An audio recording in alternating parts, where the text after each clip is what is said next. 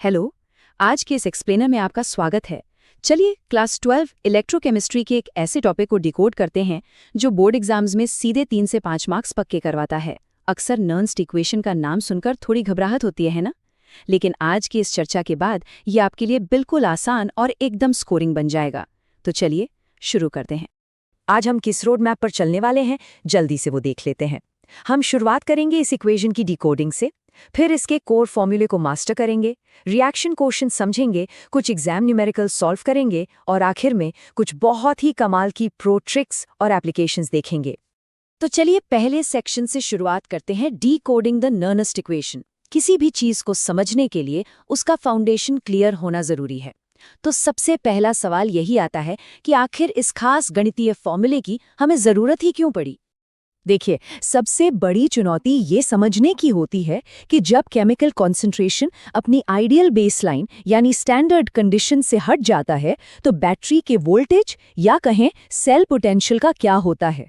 इसी एक सवाल ने पूरी केमिस्ट्री में तहलका मचा रखा था। और बस यहीं पर नॉन्स्ट इक्वेशन हीरो बनकर आती है। ये कोई मामूली फॉर्मूला नहीं है, बल्कि एक ऐसा शानदार टूल है जो रियल वर्ल्ड की नॉन स्टैंडर्ड कंडीशंस में बिल्कुल सटीक असल ईएमएफ कैलकुलेट करके दे देता है।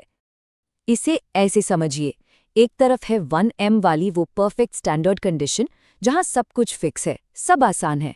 लेकिन असल दुनिया में वहां तो कॉन्सेंट्रेशन बदलता रहता है ना। बस उसी नॉन स्टैंडर्ड रियलिटी में जहां बाकी सब फेल हो जाते हैं, ये इक्वेशन हमारे लिए एक तारनहार बन जाती है।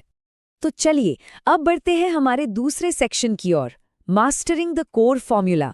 देखते हैं कि ये टूल काम कैसे करता है और इससे मार्क्स कैसे बटोरे जाते हैं। ये रहा हमारा मेन फॉर्मूला। दिखने में थोड़ा भारी लग सकता है, लेकिन इसके वेरिएबल्स बहुत सिंपल हैं। ई स्टैंडर्ड हमारा बेसलाइन यानी स्टैंडर्ड ईएमएफ है। ई वो असल ईएमएफ है जो हमें निकालना है। एन का मतलब है रिएक्शन में इस्तेमाल होने वाले इलेक्ट्रॉन्स की संख्या, और क्यू है हमारा रिएक्शन कोएफिशिएंट।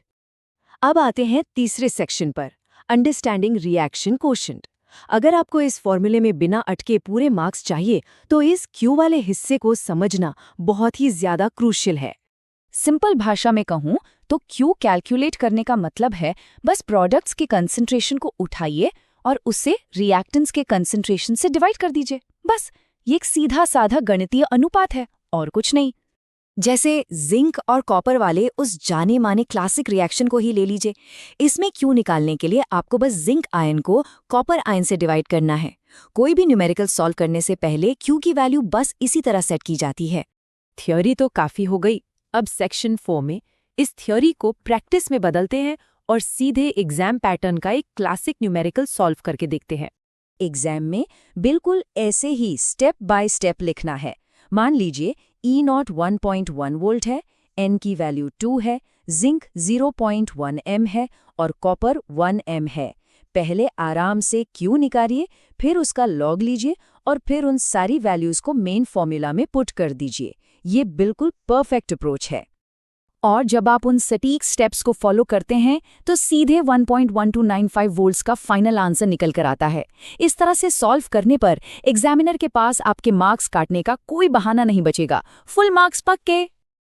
अब हम आ गए हैं अपने आखिरी और सबसे दिलचस्प सेक्शन पर, प्रो ट्रिक्स एंड एप्लीकेशंस। चलिए कुछ हाई वैल्यू चीट कोड्स और रियल वर्ल्ड एग्जाम्पल्स देखते हैं जो आपकी थियोरी को एकदम स्ट्रांग बना देंगे।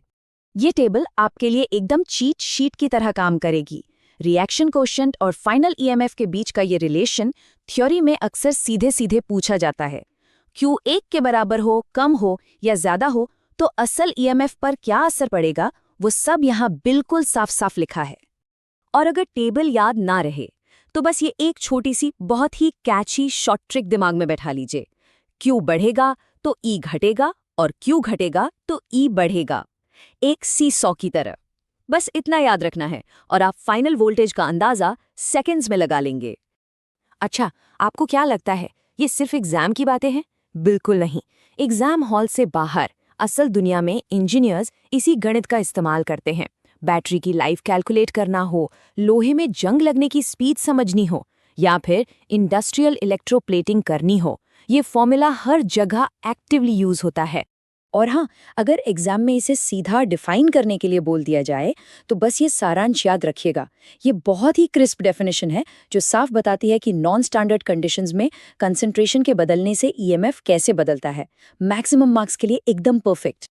चलिए आज के इस एक्सप्लेनर को एक बहुत ही मजेदार और सोचने वाले सवाल के साथ खत्म करते हैं।